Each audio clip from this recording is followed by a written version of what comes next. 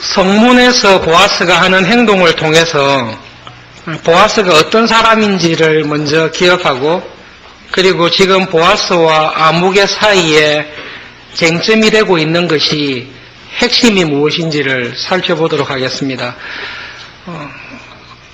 룻이 보아스를 밤에 찾아갔습니다. 보아스가 룻에게 약속을 했어요. 네가 요청한 대로 시행하겠다. 밤에 룻을 보내고 바로 그 다음날 아침에 보아스가 집으로 가지 않고 바로 성문으로 간 것처럼 나와 있습니다. 그러니까 보아스가 룻에게 약속한 것을 신속하게 처리하고 있는 그 모습을 보여줍니다. 성문에 모였다라는 것은 지금 이야기를 하면 법정에 갔다라는 것입니다. 공식적으로 법원에서 판결을 내려서 문제를 해결하듯이 사사시대 때 이스라엘 백성들이 성문에 모였다라는 것은 중요한 공식적인 결정을 내리기 위해서 간 것입니다. 성경에 보시면 보아스가 장로 10명을 청하여 모이게 합니다. 베들레헴 마을에 살았던 장로가 전체가 10명이었다. 그렇게 보지는 않습니다. 아마 10명 이상이 있었을 것입니다. 그런데 특별히 10명을 청한 것은 법적인 공적인 결정을 내릴 수 있는 효력 있는 사람의 숫자가 아마 10명이지 않았을까 그렇게 추측을 합니다. 장로 한두 사람이 모여서 결정해버리는 것이 공적인 결정이 되기 어렵고 최소한 장로 10명이 모였을 때 그 가운데 내린 결정은 마을의 공식적인 유권 해석을 할 수 있는 결정이다. 아마 그 이유로 장로 10명을 청하여 모임을 가지고 있습니다. 성경에 보시면 우리나라 성경에 한글 번역에 장로 10명을 청하였습니다. 부탁한 것으로 보입니다. 그런데 사실 룻기에 쓴 내용을 보면 이렇게 설명하고 있습니다. 보아스가 아침에 성문에 일찍 가서 앉았습니다. 그리고 베들레헴의 장로들 가운데 10명을 선택해서 골랐습니다. 그리고 그들을 호출했습니다. 호출해서 10명의 장로가 왔을 때 당신들은 여기 이렇게 앉으시오 라고 명령형으로 서술되어 있습니다. 아마 보아스가 베들레헴 마을에서 유력한 사람이었다라고 앞부분에 기록을 했습니다. 아마 쉽게 예고도 없이 급하게 장로들을 호출하고 그 장로들이 왔을 때에 여기 좀 앉아서 중요한 의견이 있는데 그것을 처리합시다. 이야기할 수 있는 유력한 사람이었던 것 같습니다. 그리고 보아스가 호출을 하고 급히 모았을 때에 오는 사람들이 보아스의 말에 순종하고 보아스의 권위를 인정하는 모습을 보여줍니다. 보아스가 베들레헴 마을에서 여러 가지 면에서 유력한 사람이었고 장로회를 간단하게 소집할 수도 있고 또 초청받은 장로들과 마을 사람들이 보아스를 귀중하고 존귀히 여기구나라는 느낌을 보여주고 있습니다. 하나님께서 이렇게 열심히 일을 하는 보아스를 은연중에 도와주고 있다는 것이 1절에 나타나 있습니다.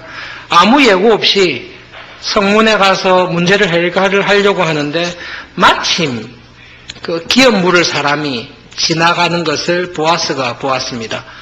하나님께서 이렇게 도우시구나. 아마 보아스가 그런 마음을 분명히 느꼈을 것입니다. 장로들을 불러서 중요한 문제를 해결하기 위해서 준비하는 과정 속에 보아스가 참 마을 사람들에게 존귀하고 존중을 받는 사람이구나라는 느낌을 받습니다. 이 사건이 끝나고 난 다음에 그런 느낌은 한층 더 강해집니다. 장로들을 불러놓고 이제 핵심적인 문제를 다루고 있습니다. 엘리멜렉의 기업을 어떻게 다시 되찾아올 것인가, 어떻게 다시 그 기업을 물을 것인가라는 문제입니다. 엘리멜렉이 모압 땅으로 도망가듯이, 저는 좋게 보지 않는데요. 도망가듯이 이민 갔을 때 자기 땅을 친족이나 가족들에게 팔지 않고 외부인에게 분명히 팔은 것이 분명합니다. 친족들에게 팔지 않고 친족이 물어주어야 될 외부인에게 자기가 받은 토지를 팔고 그 돈을 가지고 모압으로 간 것 같습니다.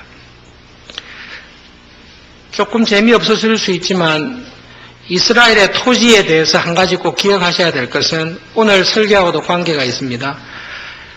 이스라엘의 모든 토지의 소유권은 하나님께 있습니다. 이스라엘의 모든 토지는 하나님 겁니다. 그리고 하나님께서 자신이 싸워서 얻은 약속의 땅을 은혜로 이스라엘 사람들에게 분배해 줬습니다. 그리고 그 분배받은 땅을 각 가족과 지파와 가문이 잘 맡아서 활용해서 거기서 나오는 것을 가지고 먹고 살고 하나님 나라의 문화를 이루도록 그렇게 명령을 받았습니다. 그런데 살다 보면 잘하는 사람이 있고 못하는 사람이 있어서 가지고 있는 땅을 빼앗기기도 하고 잃어버리기도 하고 또 자기가 원래 받았던 땅보다 많은 땅을 얻는 경우도 있습니다. 그렇지만 하나님께서 정한 희년법이 있습니다. 얼마나 잘 지켜졌는지 한 번이라도 제대로 지켜졌는지 굉장히 의심스럽습니다만은 하나님께서 토지에 대해서 정해놓은 법은 50년째가 되면 50년 동안 살면서 내가 얻었던 그 토지를 원주인에게 다 돌려주게 되어 있습니다. 그리고 희년법이 되면 자기가 잘못하거나 실수해서 잃어버렸던 땅을 다시 되돌려 받게 되어 있습니다. 왜 그런 법이 있습니까? 하나님의 마음이십니다. 하나님께서 50년 동안 자기가 원래 하나님께 선물로 받은 기업, 땅 말고 그동안 일을 잘해서 다른 사람의 땅을 얻었습니다. 그러면 희년이 되기 전까지 그 땅을 사용할 권한을 가진 것입니다. 희년 동안 내가 이 땅을 마음껏 사용합니다. 그리고 희년이 딱 되면 이 땅을 원래 주인에게 돌려줍니다. 왜냐하면 이 땅은 내게 아니고 나는 이 땅을 사용하는 권한을 샀기 때문에 그렇습니다. 그리고 희년이 되면 이 땅의 원래 주인에게 돌려줘야 됩니다. 왜냐하면 땅 주인이 하나님이시기 때문에 그렇습니다. 그래서 하나님께서 정해놓은 토지의 법이 이 법입니다. 보아스가 가까운 친족인 아무개에게 모압으로 이민을 가서 죽은 엘리멜렉이 팔았던 그 땅에 대한 소유권이 다른 사람이 가지고 있습니다.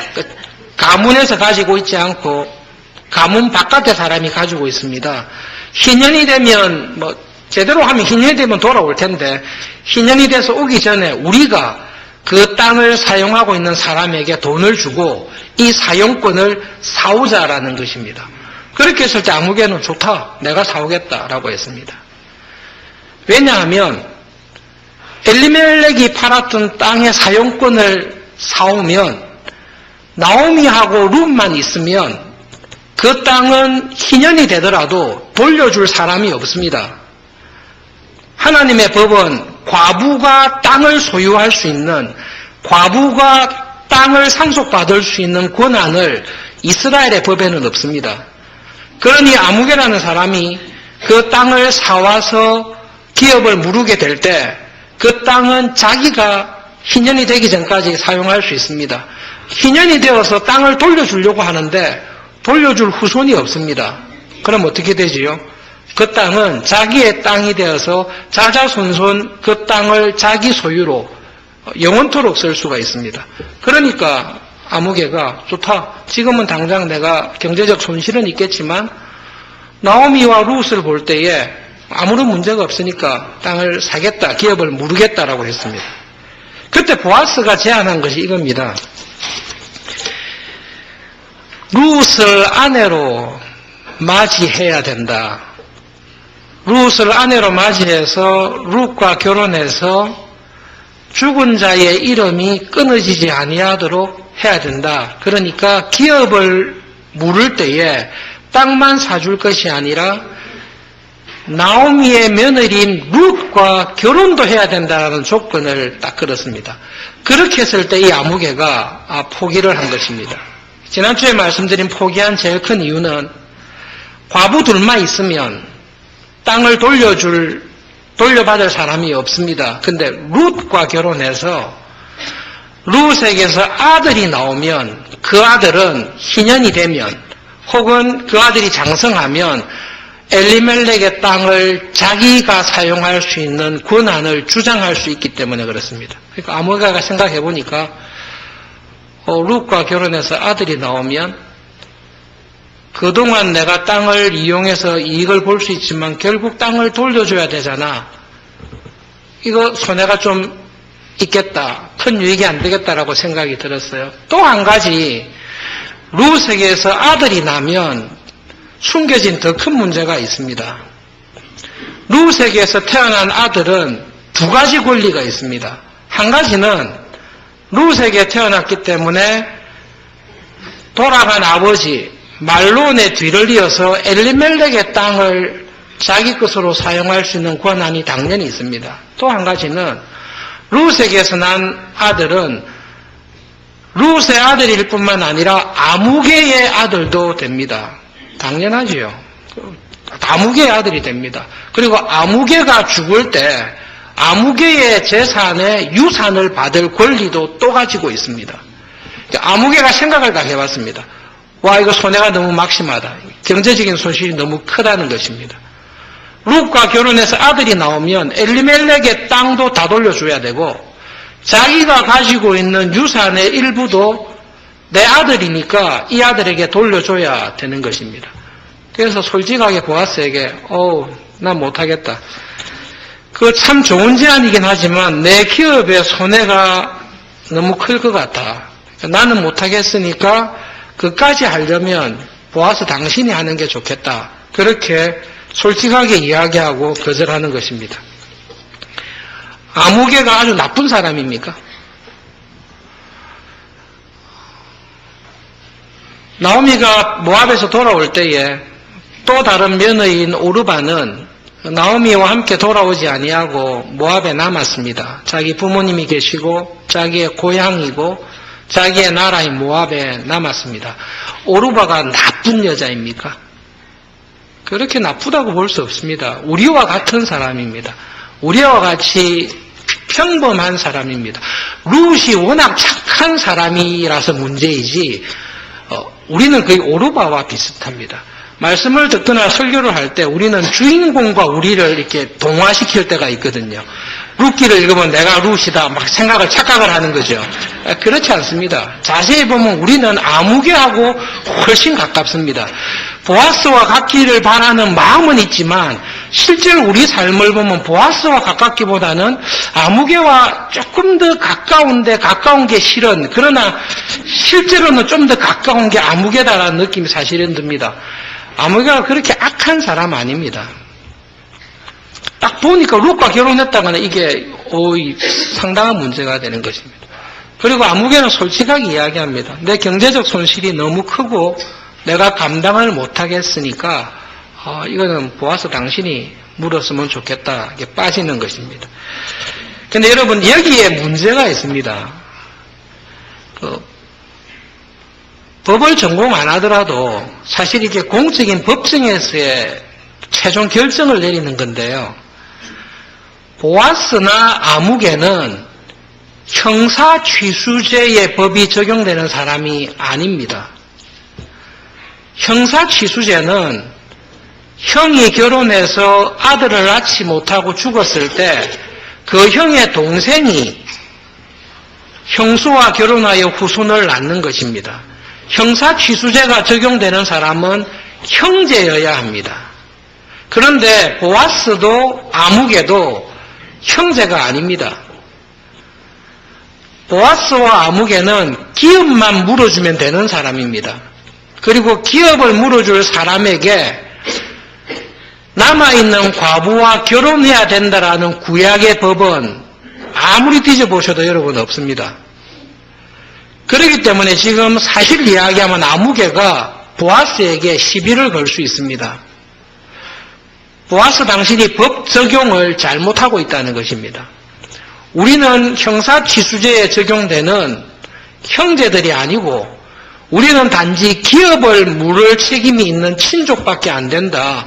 그러니까 우리가 지금 하나님의 법에 따라 해야 될 것은 기업을 물러주면 되는 거다. 엘리멜렉이 팔았던 땅을 다시 사서 그 땅을 나오미가 룻이 소산을 가지고 살아있는 동안에 안정되게 살 수 있도록 그것만 해주면 된다. 굳이 룻과 결혼할 필요는 없지 않냐라고 이야기하면 보아스도 말을 못하게 되어 있습니다. 그런데 이상하게 보아스는 지금 무슨 이야기를 하고 있는가 하면 기업만 땅만 회복시켜 줄 게 아니라 형사취수제에서 말한 그 법까지 함께 적용을 해서 엘리멜렉의 땅을 사서 돌려주는 것 더하기 룻과 결혼해서 후손을 낳아서 죽은 자의 이름이 끊어지지 않고 그 이름이 이어지도록 해야 된다. 그것을 하겠느냐라고 물어보는 것입니다.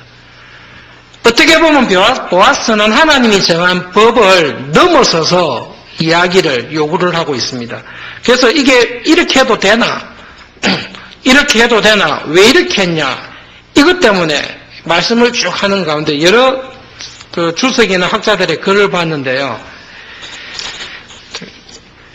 이런 문제를 제일 잘 해결해 주는 사람은 유대인 학자들의 주석이나 글을 보면 거의 정확하게 해석해 줍니다.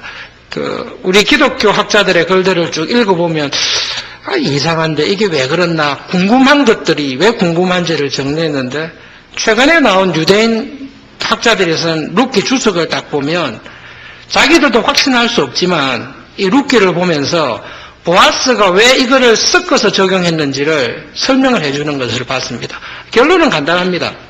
자기들도 확신할 수 없지만 룻기와 형사취수제와 기업을 무르는 사람의 법들이 자기들 역사에서 이스라엘 역사에서 구약에서 온 것을 딱 보고 결론 내린 게 사사시대에는 형사취수제와 기업을 무르는 자의 책임이 섞여서 혼용되는 경우도 있었고 실제로 룻기 사건뿐만 아니라 다른 사건에서도 이 두 가지 일이 섞여서 적용되는 때가 있었다라는 것이 그 사람들의 해석입니다. 그러면서 그 증거를 대는데요.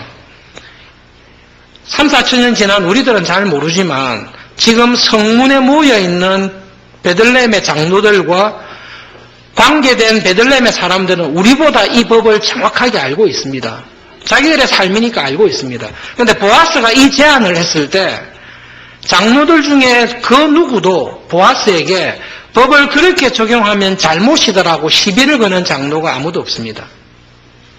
마을 사람들도 그거 법 적용이 잘못됐다라고 시비를 거는 사람이 없습니다. 더 결정적인 것은 이 아무개라는 사람도 시비를 걸지 않습니다. 이게 법적으로 틀렸으면 아무개는 항의를 해서 엘리멜렉의 땅만 회복해서 이 땅을 영원히 자기 것으로 삼을 수 있습니다. 그런데 이 아무개도 어떤 이유인지 알 수 없지만 보아스가 그 이야기를 했을 때 그까지 해야 된다면 나는 못하겠으니까 보아스 당신이 해주면 좋겠다 라고 해서 신을 벗어서 그냥 줍니다. 그러므로 지금 이 룻기에서 보아스가 기업을 무르는 것과 아무 관계가 없는 룻과 결혼해서 후손을 이어야 되는 것은 섞어서 적용하고 있는데 이렇게 적용하는 것도 과하고 실제로 그렇게 적용하는 경우가 있었다는 것을 우리는 룻기를 통해서 알고 있습니다. 결론적으로 보아스는 장로들 앞에서 마을 사람들 앞에서 이렇게 제안하는 것입니다. 룻을 보십시오. 사실 보아스의 마음에는 나오미에 대한 긍휼함과 하나님의 사랑을 보여주는 것보다 하나님의 사랑과 은혜의 대상이 전혀 못 되는 룻이라는 이 모압 여자에 대한 존경과 하나님의 사랑에 대한 마음이 더 많습니다. 나오미는 사실 이런 사랑과 회개한 것 빼고는 이렇게 큰 사랑을 받을 이유가 없습니다. 그런데 룻을 보십시오. 장로들에게, 마을 사람들에게 여러분 룻을 보십시오. 이 여자는 모압 여자입니다. 이 여자는 자기 남편이 죽었을 때 시어머니와 함께 우리 베들레헴으로 돌아갈 이유가 전혀 없는 사람입니다. 그런데 이 여자는 정말로 착하고 특이한 여자입니다. 시어머니가 혼자 사는 것 얼마나 힘들지 생각해서 이 시어머니를 돌아보기 위해 자기를 희생하는데 자기의 부모님, 자기의 고향, 자기의 민족과 나라를 포기하고 아무런 도움이 되지 아니하는 시어머니와 함께 있기 위해서 베들레헴으로 들어왔습니다. 그가 우리가 보지 못했을 때 했던 선행을 우리가 알고 있고 추수하는 기간, 보리 추수, 밀 추수가 다 마쳤으니까요. 최소한 한 달 이상이 됐겠죠. 그 작은 마을에서 룻이 보여줬던 모습을 봤을 때 룻에 대한 칭찬과 그에 대한 인정이 온 마을에 다 퍼질 정도로 이 룻은 참 특이한 모습을 보여주고 있습니다. 신앙이 얼마나 있었는지 알 수 없으나 하나님의 날개, 여호와의 날개 아래 피하러 온 이 룻과 같은 사람을 봤을 때 하나님께서는 단순히 엘리멜렉이 잃었던 땅을 찾아주는 것으로 만족하지 않고 이 룻이 보여준 그 사랑과 인자와 인애를 봤을 때 하나님께서는 땅의 회복과 함께 이 여인을 통해 후손을 얻게 해서 죽었던 사람의 이름이 이스라엘에게 완전히 지워지지 아니하도록 오히려 이 룻을 통해 지워졌던 이름이 다시 회복되어서 하나님 나라의 백성으로 기록이 되도록 하는 것이 하나님께서 베푸실 은혜가 아니겠습니까? 이 이야기를 사람들에게 보아서는 말하고 있는 것입니다. 그러면서 이렇게 말을 하는 거죠. 내가 기업을 무르겠습니다. 내가 아무개 친족을 대신해서 내가 룻을 위해서 기업을 무르겠습니다. 다른 사람이 소유하고 있는 그 토지를 다시 내가 돈을 주고 회수해서 룻의 후손이 태어날 때까지, 안 태어나면 할 수 없고 태어날 때까지 내가 그 토지를 관리를 하겠습니다. 관리하고 운용하다가 룻을 통해 후손, 오벳이 나오는 거죠. 아들이 나오면 내가 이 토지를 그대로 그 아들에게 돌려주겠습니다. 그리고 내가 죽을 때가 되면 그 아들은 또한 나의 아들이니 내 재산의 일부를 그에게 유산으로 넘겨주겠습니다. 우리가 룻을 볼 때에 이 정도의 선행과 이 정도의 은혜로 갚아줘야 되지 않겠습니까? 많이 손해가 되더라도 나는 그 일을 할 용의가 있고 그렇게 하겠습니다. 그게 보아스가 한 말입니다. 그 이야기를 함께 모였던 장로들과 구경 왔던 마을 사람들이 봤을 때 했던 말이 이 말입니다. 당신은 정말로 보아스다. 성전의 두 기둥의 이름이 보아스와 야긴인데요. 보아스와 기둥과 같은 사람이거든요. 마을 사람들과 장로들이 당신은 참으로 우리 마을에, 우리 교회에, 우리 사회에 든든하게 우리 교회와 사회와 하나님의 나라를 세우는 기둥과 같은 사람입니다. 당신은 정말로 보았습니다. 그렇게 하십시오. 정말로 기쁩니다. 그리고 당신이 하는 이 일을 통해서 하나님의 은혜가 잃어버린 사람의 집을 다시 살리고 우리 마을을, 우리 교회와 사회를 하나님의 뜻이, 하나님의 사랑이 이루어지는 곳으로 변화되기를 바랍니다. 그 칭찬을 하고 있는 것입니다. 사실 룻이 아니면 말론과 기론의 이름은 성경에 기록될 리가 없겠죠. 그죠? 엘리멜렉의 이름도 기억에 없겠죠. 나오미의 이름도 당연히 없겠죠. 그런데 뜻밖에도 이 모압 여자인 룻이라는 사람의 선행과 그 믿음을 통해 하나님께서는 우리 가운데 하나님을 버리고 도망하여 완전히 잊혀졌을 그 이름을 다시 살려내시고 룻이라는 이 사람을 통해서 우리에게 하나님께서 베푸시는 은혜가 어떤 건지를 참 잘 보여주고 있습니다. 그리고 이 은혜를 보여주는 하나님의 사람으로 쓰임받는 사람이 보아스입니다.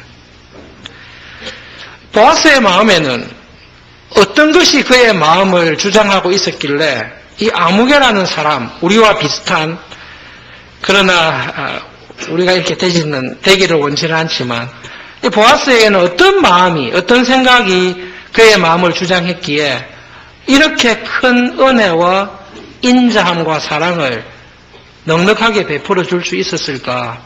보아스의 마음에는, 보아스의 관심에는 무엇이 있었을까? 그것이 우리가 마지막으로 생각하고 궁금한 점입니다. 신명기 6장에 있는 말씀을 살펴보겠습니다. 구약 성경 앞으로 가셔서 271페이지쯤에 신명기 6장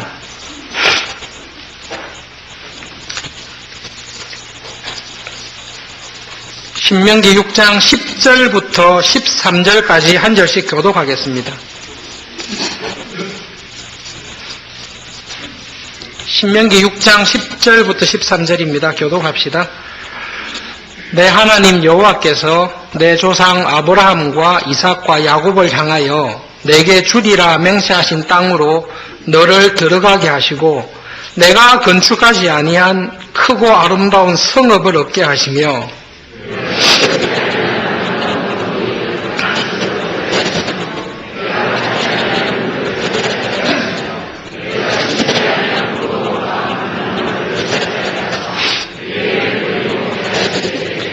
너는 조심하여 너를 애굽 땅 종되었던 집에서 인도하여 내신 여호와를 잊지 말고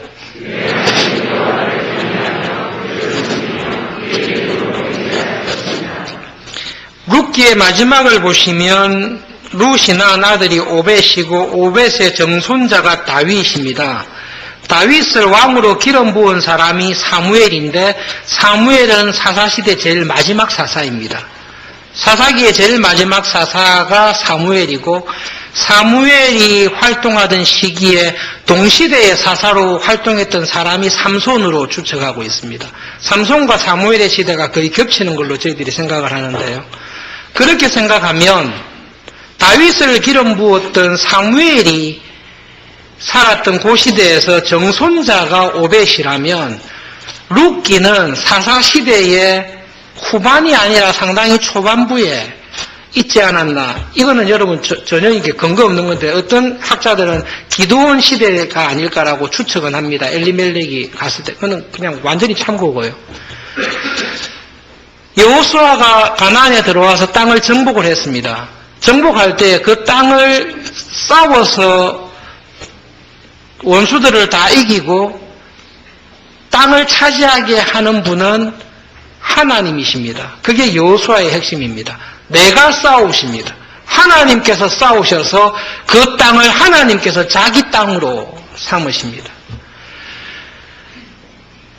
모세가 죽을 때에 이스라엘 백성들에게 설교할 때에 딱 두 가지 말을 했습니다. 기억하고 잊지 마라. 그게 딱 중요한 말입니다. 기억하라는 것입니다. 무엇을 기억하라는 말입니까? 너희들은 이집트에서 종살이하던 노예였다. 너희들의 힘으로는 해방될 가능성이 전혀 없었다. 하나님의 은혜와 크신 능력이 아니고서는 절대로 해방되지 못하고 노예로 태어나서 노예로 살다가 노예로 죽을 수밖에 없었다. 그런데 하나님께서 은혜로 우리를 구원하신 것을 꼭 기억해라. 그리고 하나님께서 자기가 직접 싸우셔서 자기가 얻은 땅을 우리에게 은혜로 선물로 주셨다는 것을 기억해라. 하나님의 은혜를 기억하라고 하면서 구체적으로 하는 말이 그 말입니다. 내가 건축하지 아니한 크고 아름다운 성읍을 주신 분이 하나님이시고 내가 채우지 아니한 아름다운 물건이 가득한 멋있는 집을 주신 분이 하나님이시고 내가 파지 아니한 우물을 선물로 주신 분도 하나님이시다. 내가 심거나 가꾸지 아니한 포도원과 감람나무를 선물로 주셔서 너로 하여금 배불리 먹고 젖과 꿀이 흐르는 소망의 땅에서 이렇게 복된 삶을 누리게 하신 분이 하나님이다. 한마디로 이야기하면 이 말이에요. 지금 너희들이 누리고 있는 이 모든 축복과 부유함과 행복은 하나님께서 은혜로 주신 선물이다라는 것을 항상 기억하라라는 말씀입니다. 아무개는 이렇게 생각했을 것입니다. 내가 열심히 수고하여 사업을 일으키고 가정을 세워서 엘리멜렉의 땅을 회복할 수 있는 경제력이 있습니다. 그런데 이것을 막상 쓰자니 아깝습니다. 경제적인 손실도 어렵고 어쩌면 충분한 경제적 여력이 없었을 수도 있습니다. 돈은 있었던 것 같아요. 땅을 살려고 했으니까.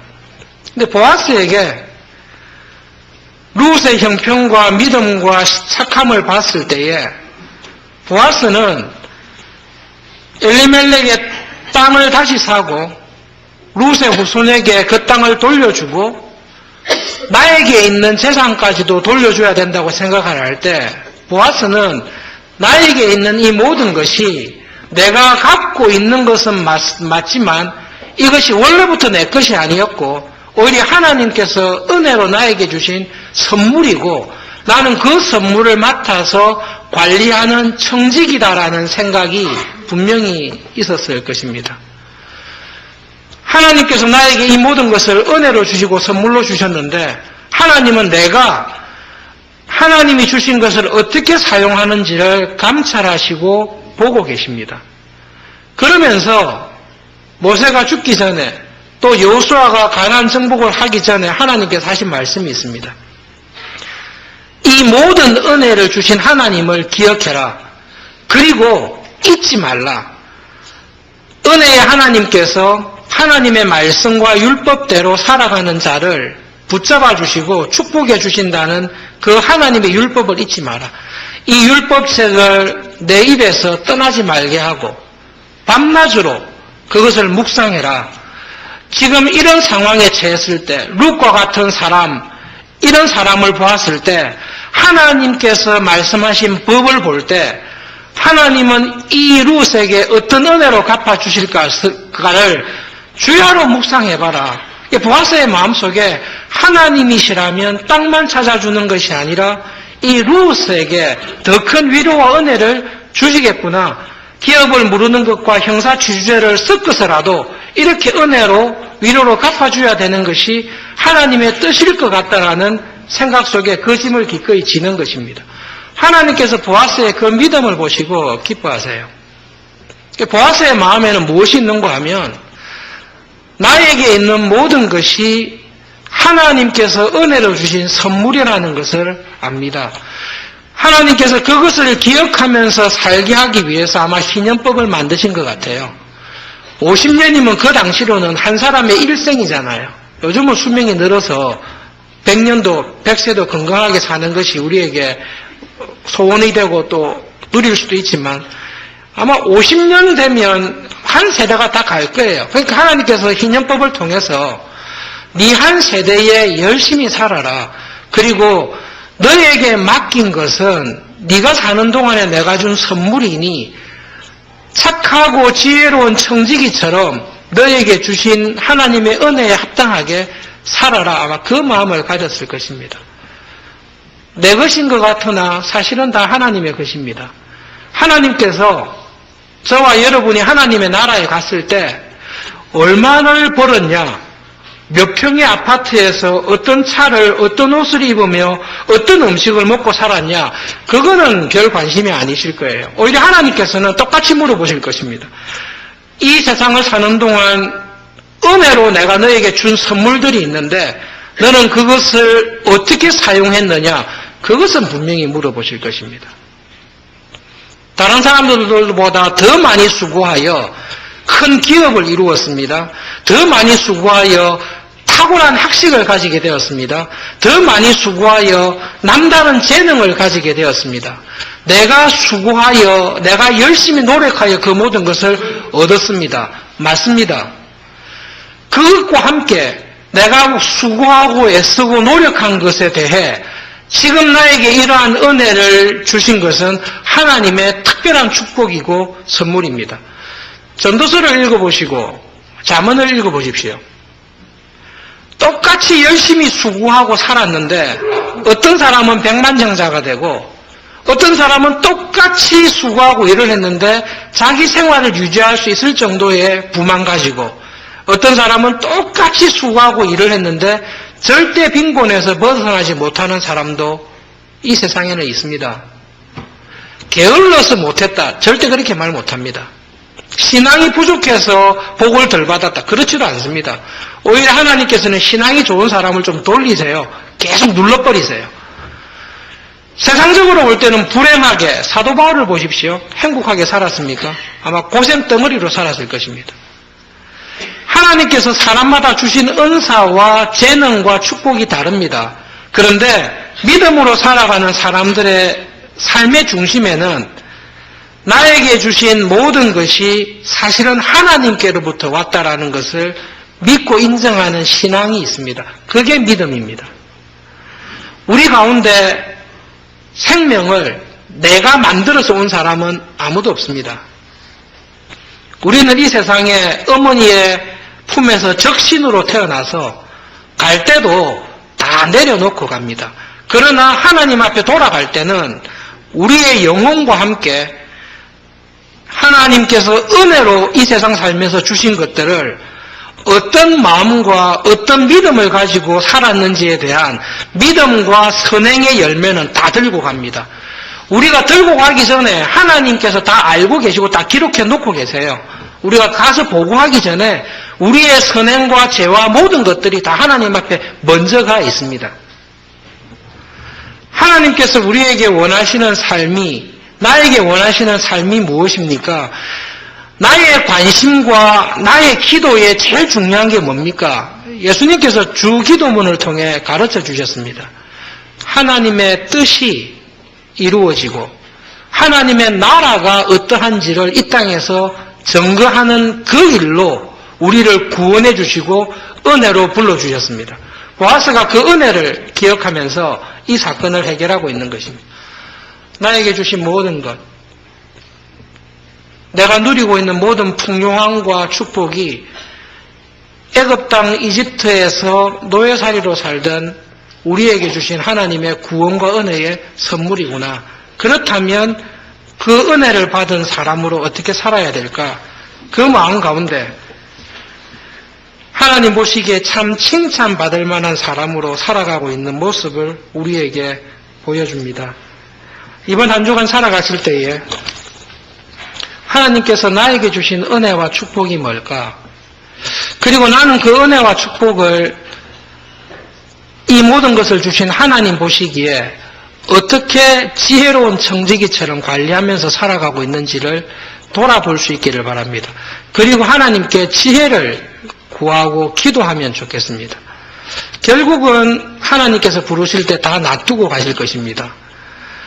후손에게 물려줘야지. 아니요, 후손이 그것을 감당할 수 없는 애에게 나는 100억을, 1000억을, 1조를 관리할 수 있는 재능과 은사를 받아서 하나님께서 그거를 맡기셔서 하나님의 뜻을 따라 지혜롭게 다 썼습니다. 나는 복을 받습니다. 그런데 아들을 보니까 얘는 100억이 아니라 100원을 줘도 관리를 못할 애예요. 그런 아이에게 100억을 줘버리면 그 애에게 재앙이 됩니다.